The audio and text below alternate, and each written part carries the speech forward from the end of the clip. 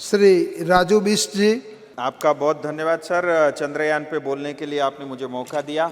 सबसे पहले तो हमारे देश के प्रधानमंत्री जिन्होंने जनधन योजना हो या चंद्रयान की योजना हो, सफलता के साथ जो है भारत का तो विश्व भर में दुनिया भर में मान बढ़ाई, बट चंद्रयान की सफलता ये मानवता के लिए एक बहुत बड़ी जीत है। सर, मैं अधीर दा को बहुत गंभीरता से सुन रहा था। वैसे मैं उनसे उम्र में छोटा हूँ और अनुभव भी बहुत थोड़ा है, बट फिर भी बैठे बैठे एक चीज़ मैं ज़रूर उनको कहना चाहूँगा और शायद कांग्रेस को ये चिंतन करनी चाहिए। जिस कांग्रेस पार्टी ने 7 साल तक जो है भारत में शासन किया और आज भी जो है नेहरू जी को स्थापित करने के लिए इतना जोर लगाना पड़ रहा है, इसका मतलब कुछ तो गलत था। सर, एक विषय कई बार सांसदों की तरफ से आया कि 1962 से जो है हम स्पेस मिशन की ओर आगे बढ़े। मुझे लगता है वो इंडिया का युग था, लेकिन उससे पहले भी जब भारत का युग था तब भी हम जो है स्पेस मिशन में आगे थे। अनुभव उदाहरण बहुत सारे, लेकिन मैं एक ही बात जरूर आपके सामने रखना चाहूँगा। आर्यभट्ट जी ने जो कोपरनिकस थे उनसे 1000 साल पूर्व ही ये बता दिया था कि पृथ्वी गोल है। और सर, मैं एक दो चीज़ आपके सामने और रखना चाहूँगा। 1920 के दशक में भारत में मॉडर्न डे स्पेस रिसर्च शुरू हुआ। एस.के. मित्रा, नोबेल प्राइज विजेता सी.वी. रमन, मेघनाथ साहा जैसे साइंटिस्ट स्पेस रिसर्च जो अग्रणी थे उनके माध्यम से हुआ। और फिर 62 में जो है जाकर के Indian national committee for space research का गठन हुआ।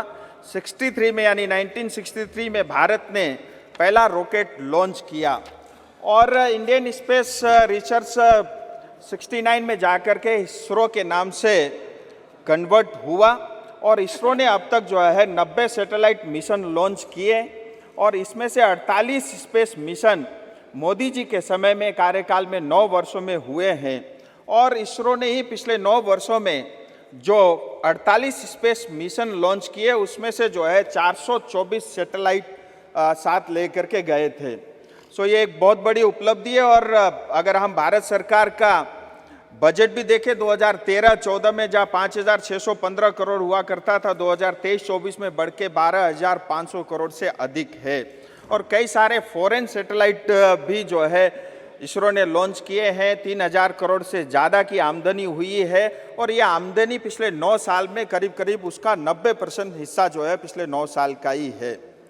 सो ये बहुत सारी उपलब्धियां रही सर। मैं ज़्यादा समय नहीं लूँगा और मैं ये जरूर कहना चाहूँगा कि हमारे क्षेत्र से भी दार्जिलिंग तराई डूवर से भी निरुपम शर्मा जो मिरिक दार्जिलिंग के थे, अनुज नंदी जो इस्लामपुर नॉर्थ दिनाजपुर के थे और कौशिक नाग जी जो जलपाईगुड़ी के थे, ऐसे तमाम लोग जो है पश्चिम बंगाल से भी इसरो मिशन के जो है टीम के हिस्सा रहे। अगला हमारा टारगेट जो है गगनयान है।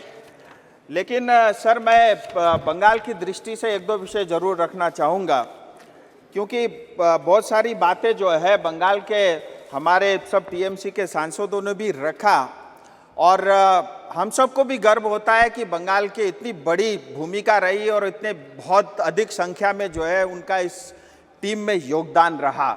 लेकिन आज बंगाल के सरकार को ये चिंतन और अध्ययन करने की आवश्यकता है, जो आज के युवा पीढ़ी को जिस तरह का संस्कार हम डाल रहे हैं, क्या आने वाले समय में भविष्य में वो गरिमा पश्चिम बंगाल की रहेगी क्या? आज देखिए, पश्चिम बंगाल जाना जाता है बम के लिए, बारूद के लिए, हिंसा के लिए, हत्या के लिए, महिलाओं के ऊपर जो अपराध होते हैं उसके लिए, तुष्टीकरण के लिए, परिवारवाद के लिए और सबसे बड़ा भ्रष्टाचार के लिए। और मैं ये बहुत गंभीरता के साथ बोल रहा हूँ। प्लीज सर, बस 2 मिनट बोलने दीजिए। मैं ये गंभीरता और मैं आपको ये कहना चाहता हूँ, अर्जुन दा वहीं बैठे, सबसे ज्यादा भुक्तभोगी तो वही है, उनसे पूछ सकते हैं वो। और इतना ही नहीं सर, आज पश्चिम बंगाल में टीएमसी के नेता यहाँ बैठे हैं, वो जवाब दे, 50% से ज्यादा यूनिवर्सिटी में रेगुलर वाइस चांसलर नहीं है। 8,500 से ज्यादा जो है स्कूल पश्चिम बंगाल में बंद हो रहे हैं क्योंकि टीचर को तनख्वाह नहीं दे पा रहे हैं। जो डीए है, टीए है, सरकारी Thank you very कर्मचारियों को much. नहीं मिल रहा है, ये Thank you. वास्तविकता है।